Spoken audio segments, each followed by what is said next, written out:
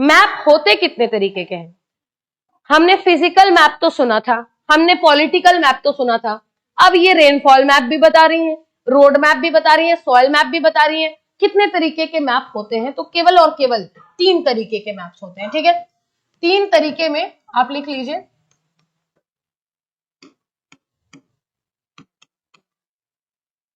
Physical map of India, not India, political map, thematic map.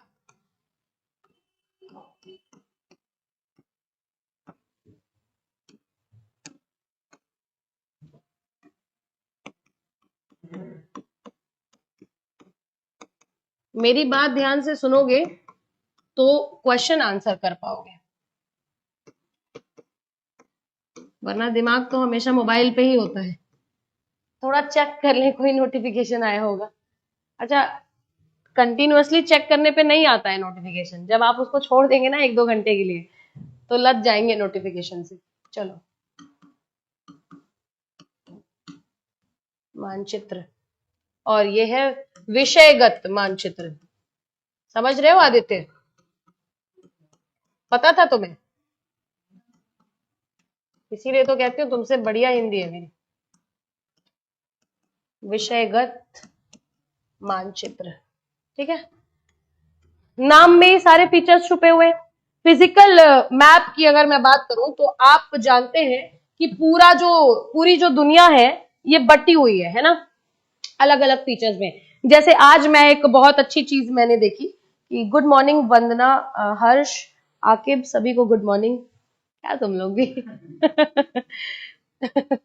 चलो चलो, तो आज तुम लोगों को मैं एक बात बताऊं, आज मैंने एक बहुत अच्छी चीज देखी हुई कि एक कंट्री है पेरू, इसका नाम है पेरू, और इसकी कैपिटल है, ये कंट्री कहां पे है? साउथ अमेरिकन कंट्री है, ब्राजील के पास। अभी दिखाऊंगी, चिंता मत करो।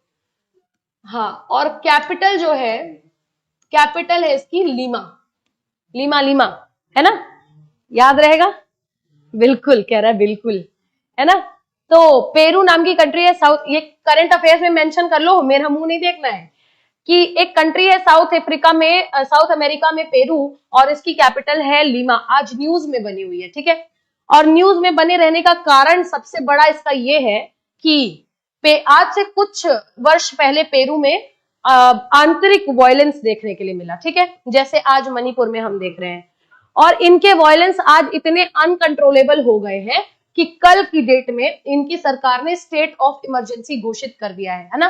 आपदा जो है यहाँ के प्रेसिडेंट ने अलाउ कर दिया है और इन्होंने घोषणा कर दी है इमरजेंसी, जैसे भारत में लगी थी। कब लगी थी भारत में? हाँ, ठीक है। तो अब ध्यान से मेरी बात समझो कि ये इंपॉर्टेंट नहीं है कि यहाँ पे इमरजेंसी लग गई, इंपॉर्टेंट ये है कि ये कंट्री न्यूज में है और न्यूज भयंकर है, इमरजेंसी लग गई है भाई। तो आपको इस कंट्री का वेयर अबाउट पता होने चाहिए, इस कंट्री के वेयर अबाउट पता होने चाहिए, इसके क्या पॉलिटिकल फीचर्स है, इसके क्या फिजिकल ज्योग्राफिकल फीचर्स है। यहाँ पे एक बार यूपीएससी सवाल पूछता है, let me tell you the सवाल ऑफ यूपीएससी। यूपीएससी सवाल पूछता है कि एक डेजर्ट है, इसका नाम है अटाकामा डेजर्ट, है ना। अटाकामा डेजर्ट कहाँ पे है? और अटाकामा डेजर्ट कहाँ पे है? पेरू में है। तो अब मैं आपको बताऊं, जिस टाइम यूपीएससी अटाकामा डेजर्ट के बारे में सवाल पूछा है, at the same time Peru में वायलेंस स्टार्ट हो रहा था, ठीक है। तो यहाँ पे हम ये कह सकते हैं कि जो भी प्लेसेस इन न्यूज है हमारे, आपको मैंने एक दिन बताया था ना, यूपीएससी घन चक्कर नहीं है कि कहीं से भी कोई भी सवाल पूछ दिया। जो भी आपको बोले कि ये जो है कहीं से भी कोई भी सवाल पूछ लिया करता है, मैं यूपीएससी का क्वेश्चन फ्रेम करने वाले पैनल में नहीं बैठती हूँ, लेकिन मैंने हाँ पैटर्न जरूर ये नोटिस किया है कि UPSC out of the box जाके सवाल कभी भी आपसे नहीं पूछता है।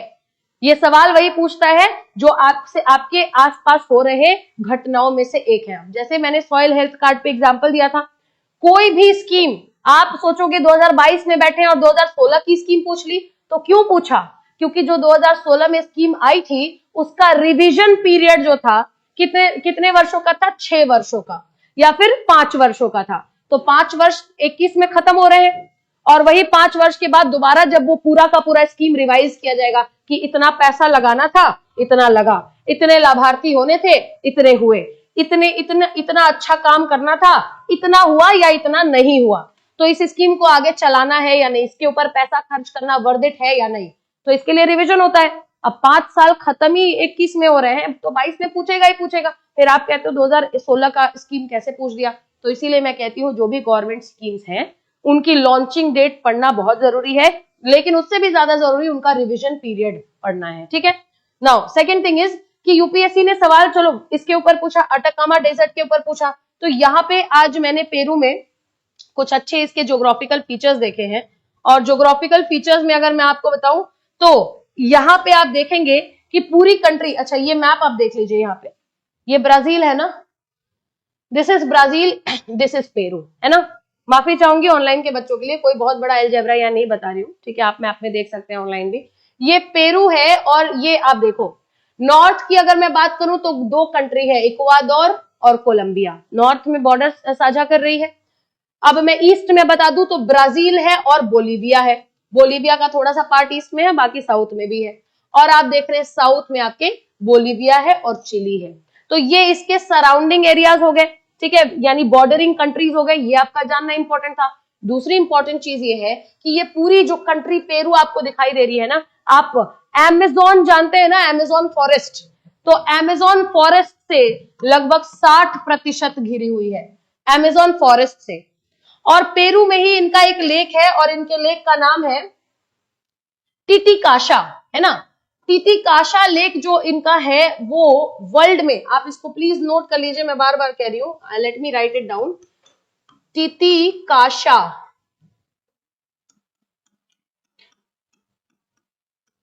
टिटिकाशा लेक है कहां भाई, पेरू में। इसको कहा जाता है world's highest navigable lake, navigable lake, Titicaca lake, ठीक है, world highest navigable lake. Navigable मतलब होता क्या है कि आप उसको एक्सेस कर सकते हैं, आप वहां जा सकते हैं, नेविगेट कर सकते हैं, समझ रहे हो। बाकी के हाईएस्ट जो लेक्स हैं हो सकता है उसके हाईएस्ट पॉइंट्स पे आप ना पहुंच पाए, यहाँ पे आप पहुंच सकते हैं, पहली चीज। और ये जो टिटिकाशा लेक है ना, ये पेरू में है, और कुछ पार्ट्स इसकी बोलीविया से भी ये शेयर करता है। तो इसके ये सब बता रही हूँ ना, आज के मैप वाले चैप्टर की वजह से ही बता रही हूँ, ध्यान से सुन लो, करंट अफेयर्स भी हो रहा है तुम्हारा साथ साथ। एक ये हो गया, फिर मैंने तुमको क्या बताया, अमेज़न, है ना, क्या हो गया भाई, अमेज़न फॉरेस्ट से ये पेरू कंट्री जो है वो 60% तक ढकी हुई है, ठीक है, 60% यहाँ पे आपको पूरा फॉरेस्ट कवर दिख जाएगा। उसके बाद आपको यहाँ पे दिखेगा अटाकामा डेजर्ट, जिसके बारे में यूपीएससी ने पूछा था। अटाकामा डेजर्ट से भी जो ये है पूरी कंट्री घिरी हुई है। अटाकामा डेजर्ट जो है इसके बारे में आप अच्छे से समझ लीजिए, ये जो साउथ में आप कंट्री देख रहे हैं पेरू के चिली, ये चिली के साथ भी शेयर करते हैं अपनी डेजर्ट बाउंड्रीज। अब मैं आती हूं अपने टॉपिक पे कि मैं ये सब क्यों बता रही हूँ, ठीक है। The only reason behind this is, एक छोटी सी कंट्री आप देख रहे हैं ना, इसी कंट्री में आपको पानी भी दिखाई दे रहा है, रिवर भी दिखाई दे रहा है ना। इसी कंट्री में आपको डेजर्ट यानी रेगिस्तान में भी दिखाई दे रहा है, और इसी कंट्री में आपको जंगल यानी फॉरेस्ट भी दिखाई दे रहे हैं, और इसी कंट्री के आसपास जो एंडिस की पहाड़ियां है ना, एंडिस माउंटेन्स, उनसे भी थोड़ा बहुत ये जो है बॉर्डर शेयर करते हैं, तो आपको माउंटेन्स भी दिखाई दे रहे हैं। एक कंट्री में सारे फीचर्स आपको दिखाई दे रहे हैं कि नहीं दे रहे? तो कंट्री किसने बांटा? मैंने, तुमने। पेरू का कहां कहां तक इसका जो है लैंड बाउंड्री होगा, ये मैं डिसाइड करूंगी, बीइंग द प्राइम मिनिस्टर और the president of that country. लेकिन वहां पे ये जो इंसान ने डिवीजन किया है, हम उसको कहते हैं पॉलिटिकल बाउंड्रीज। लेकिन ये जो डेजर्ट, ये जो फॉरेस्ट, ये जो माउंटेन है, हम इनको कहते हैं भौतिक सीमाएं, यानी कि फिजिकल बाउंड्रीज। और पूरे के पूरे विश्व में आप देखोगे, हमारे भारत के पास हिमालय है, हिमालय की पहाड़ियां है, वहां पे एंडिस की पहाड़ियां हैं, यहाँ डेजर्ट है बहुत ज्यादा, वहां जंगले हैं, हाईलैंड्स है, ग्रास लैंड्स है ना, प्लेन है कहीं पे प्लेट्यू पठार है कहीं पे। तो भौतिक जो भी फीचर्स आपको दिखाई दे रहे हैं, जो भी फिजिकल फीचर्स आपको दिखाई दे रहे हैं, इन फिजिकल फीचर्स के बेसिस पे हम क्या करते हैं, इन फिजिकल फीचर्स के बेसिस पे बांट देते हैं मैप को 3 पार्ट में। सबसे पहला पार्ट है फिजिकल मैप, यानी किसी भी रीजन का अगर कैटेगराइजेशन कर रहे हैं तो वहां पे माउंटेन्स है यानी कि पहाड़ है, वहां पे प्लेट्यूज है यानी कि पठार है, वहां पे मैदान है ना, वहां पे ओशन है, महासागर, या फिर कैसा वहां की भौतिक स्थिति है, फिजिकल फीचर्स कहते हैं, है ना। इन सभी ऐसे टर्म्स में जब आप किसी भी क्षेत्र को कैटेगराइज करते हैं, तब जब आप उसका चित्र मानचित्र बनाते हैं, मैप बनाते हैं, तो that is called what, the physical feature of India. Physical map, India बोलने की आदत हो गई है, ठीक है। तो फिजिकल मैप कहते हैं। ये फिजिकल मैप पूरे विश्व का भी हो सकता है, भारत का अलग से भी हो सकता है, चाइना का हो सकता है, यूपी का हो सकता है, कहीं का भी हो सकता है, जो आपको जिस मैप में आप देख करके बता सकते हैं कि इस जगह पहाड़ियां हैं, ये वाला जगह मैदान में स्थित है, यहाँ पे पठार है और फलाना ढिमकाना। समझ में आ गया?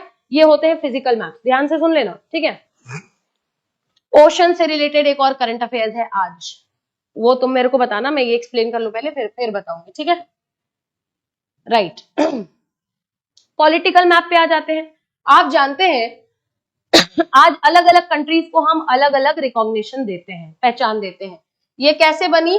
इंटरनेशनल बाउंड्रीज से बनी, यानी अंतरराष्ट्रीय सीमाएं इंसानों ने खींची। आप इसको कृत्रिम सीमाएं भी कह सकते हैं ना। कृत्रिम मतलब आर्टिफिशियल, हमारा बनाया हुआ। भगवान ने तो भारत पाकिस्तान के बीच में कोई लाइन बना के नहीं दिया है ना। बांग्लादेश और वेस्ट बंगाल के बीच में बस एक पुल लगा हुआ है जिसको लोग क्रॉस करके ऐसे 10 कदम में चले जाते हैं, हाय बांग्लादेश, और ये आ जाते हैं इधर, हाय इंडिया, है ना। तो इंटरनेशनल बाउंड्रीज हमने बनाया, कृत्रिम सीमाएं, और नेशनल बाउंड्रीज भी हमने बनाया, स्टेट बाउंड्रीज भी हमने बनाया, डिस्ट्रिक्ट बाउंड्रीज भी हमने बनाया, और विलेज बाउंड्रीज भी हमने बनाया। तो जब हम छोटे छोटे गांव, छोटे छोटे शहर, छोटे छोटे कस्बे या फिर छोटे स्टेट्स, राज्यों को अलग से दर्शाने की कोशिश करते हैं, है ना, बेस्ड ऑन देयर बाउंड्रीज, तो वैसे मैप्स को हम क्या कहते हैं? राजनैतिक मानचित्र या फिर पॉलिटिकल मैप्स। थीमेटिक मैप्स सबसे अच्छा मैप है। आपके रिक्वायरमेंट के अनुसार जो मैप आप खुद से बना रहे हो उसको कहते हैं थीमेटिक मैप्स। आपको अगर रोड चाहिए तो पूरा भारत में कहां कहां से नेशनल हाईवे गया है, आप वो दर्शाते हुए एक मैप बना दो। आपको रेनफॉल के बारे में पता करना है, आप रेनफॉल का एक मैप बना दो, कहां कहां बारिश होती है उसको पूरा ब्लू कर दो, जहां कम होती है उसको हल्का ब्लू करो। That is subjected to your own availability. फिर आपको जो है अगर इंडस्ट्रीज का मैप बनाना है, आप वो भी बना दो। आप चाहते हो जानना कि भारत में कौन से क्षेत्र में सबसे ज्यादा औद्योगिक विस्तार है या इंडस्ट्रीज है ना। आप गुजरात में देखोगे, महाराष्ट्र में देखोगे, वेस्ट बंगाल में देखोगे, सो मेनी इंडस्ट्रीज, राइट। फिर आप एग्रीकल्चर यानी खेती का मैप बनाना चाहते हो, सॉइल का मैप बनाना चाहते हो, तो उसमें आप ये भी देख सकते हैं, अपना अलग इंफॉर्मेशन इनपुट कर सकते हैं। यानी यहाँ पे विशेष रूप से आपको जो भी इंफॉर्मेशन लेनी है उस इंफॉर्मेशन के बेस पे आप अपना मैप डिजाइन कर सकते हैं। तो ये जब अलग अलग थीम पे आप मैप बनाते हैं तो वो बन जाता है थीमेटिक मैप या फिर विषयगत मानचित्र, जिसका हम रेगुलर लाइफ में बहुत ज्यादा यूज करते हैं। सबसे ज्यादा यूज करते हैं पॉलिटिकल मैप का, क्योंकि हम स्टूडेंट्स हैं। अगर आप अंबानी होते हैं तो आप थीमेटिक मैप का यूज करते हैं ना। अगर आप कोई बिजनेस पर्सन होते या फिर आप एक किसान की फैमिली से आ रहे होते तो आप थीमेटिक मैप का यूज करते। तो 3 मैप आपको क्लियर हो गए ना।